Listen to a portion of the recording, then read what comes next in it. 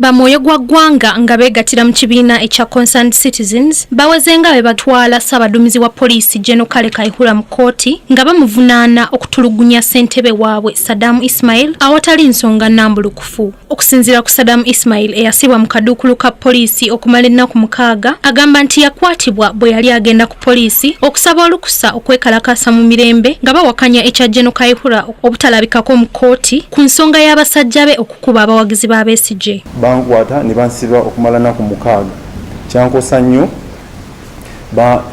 mbadde nkyagenda ku medication mpulira obulumi bukyandi munda kyankosa bwongo bwange n'omubiri gwonna nekindetera n'okuluzinga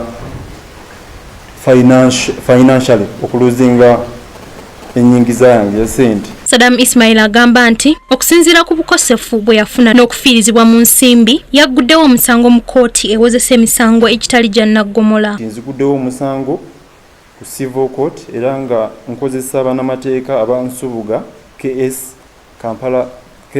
Company Advocate bebali ku musango gwange. Lawyer wa Saddam Ismael Babu akatiriza nga bwe bawandiikidde dda Ssabaddumizi wa poliisi ne banne okubayita mu kkooti ng'era bavunaanibwa emisango omuli okutulugunya n'okulagajjalira emirimu gyabwe. Tuwandiikira IGP ne bafande bonna abaali mu kikolwa ekyo eky'okumukuba n'okumusiba ng'emisango gye tubavunana gye gino negligence oba okulagajjalira emirimu gyabwe, okumukwata ne bamusiba okumala ebbanga eritakkirizibwa ate nga n'engeri gye bamusibamu yennyini tekkirizibwa. Ku lwa Kingdom TV, Madrid Nabukeera ne Nakawesa Hirat amalindirire.